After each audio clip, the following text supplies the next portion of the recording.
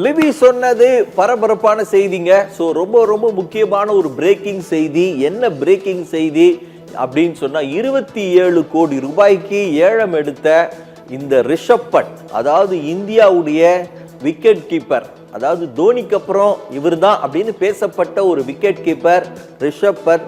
இந்த ரிஷப் பண்ட் 27 கோடி ரூபாய்க்கு இதுவரையும் அவர் அடிச்ச ரன் 106 ரன், வெறும் 106 ரன். அதுவும் ஐபிஎல் ஹிஸ்டரியிலேயே, நல்லா கவனிங்க, ஐபிஎல் ஹிஸ்டரியிலேயே அதிகமா டக் அவுட் ஆன 5 முறை டக் அவுட் ஆனதுல நம்பர் 1ல இருக்கிறாரு ரிஷப் பண்ட். இந்த 27 கோடி ரூபாயும் வேஸ்ட். மேட்சும் வின் பண்ண மாட்டாரு, ரன்னும் அடிக்க மாட்டாரு. பயந்து பயந்து லாஸ்ட் 2 பால் இருக்கு.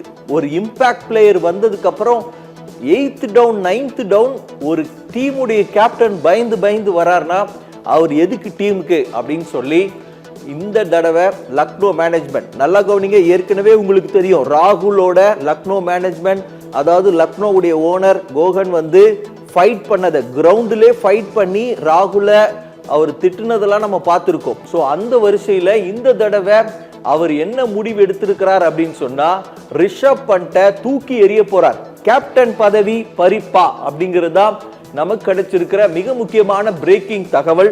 ஸோ ஒருவேளை நிக்கோலஸ் பூரன் கிட்ட இந்த பதவியை கொடுப்பதற்கும் அல்லது ஷான் மார்ஸ், இவங்க 2 பேர்ல யாராவது ஒருத்தர் கேப்டன் பார்க்கறதுக்கு அதிகமான வாய்ப்பு இருக்கு. ஸோ ரிஷப் பண்ட்டுக்கு பொறுமை போதும், இதுக்கப்புறம் போதுண்டா சாமி, எங்க டீமை வந்து காப்பாற்ற வேண்டிய நிலைமை அந்த ஓனர் வந்து ஒரு முடிவு எடுக்கிறாரு.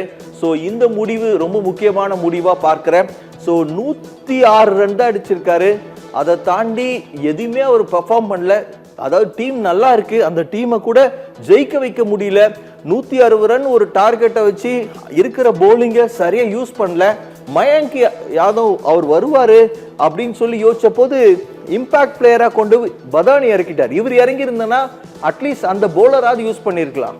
கரெக்டான? கண்டிப்பா. ஏன்னா நம்ம தொடர்ந்து பார்த்துட்டு இருக்கோம் அவரோட கேப்டன்ஷிப் வந்து நிறைய. ஏன்னா கண்டிப்பா இந்த வருஷம் அவங்க கப் அடிக்கிற அளவுல டீம் வச்சிருக்காங்க. ஏன்னா அந்த 4 ஃபாரின் பிக்குமே சரியான பிக்கு அப்படிதான் நம்ம யோசிச்சுட்டு இருந்தோம். பட் இவங்களை அவருக்கு கரெக்டா யூஸ் பண்ண தெரியலையோ அப்படின்னு தான் நம்ம பார்த்துருக்கோம். ஏன்னா கண்டிப்பா நேற்று வந்து மயங்க் யாதவ் கொண்டு வந்திருக்கலாம் உள்ள, அதை அவங்க ஏன் பண்ணலன்னு தெரியல. இவர் கடைசியா ஒரு 2 பால் இறங்கி அட்லீஸ்ட் ஒரு 2 ரன் அடிச்சிருக்கலாம், அதுலயும் டக் அவுட் ஆகுறாரு. ஸோ அது நிறைய தேவையில்லாத ஷாட் ஆடுற மாதிரி பாக்குறோம். ஸோ கேப்டன்ஷிப்லயும் ஃபால்ட்டு, பேட்டிங்லயும் ஃபால்ட்டு. எனக்கு தெரிஞ்சு அவர் கீப்பிங்லயுமே நிறைய கேட்சஸ் மிஸ் பண்ணாரு இந்த சீசன். அப்படி பாக்குறப்ப எனக்கு தெரிஞ்சு அங்க 2 T20 கேப்டன் இருக்காங்க. ஸோ மிச்சல் மார்ஷும் சரி, எய்டன் மார்க்ரமும் சரி. ஸோ இவங்க 2 பேருமே அவங்க டீமை நிறைய டைம் ஒரு பெரிய விக்டரியை கொண்டு போய் சேர்த்திருக்காங்க. எனக்கு தெரிஞ்சு இவங்க 2 பேர்ல யாராவது ஒருத்தர் கேப்டனா மாறுறதுக்கான வாய்ப்பு நம்ம நேற்று மேட்ச்லயே பார்த்த பிறகு கேப்டன் மாற்றப்படுவாங்கன்னு தான் நம்மளும் யோசிக்கிறோம். அங்கிருந்து வர்ற தகவலுமே அப்படிதான் வந்துட்டு இருக்கு.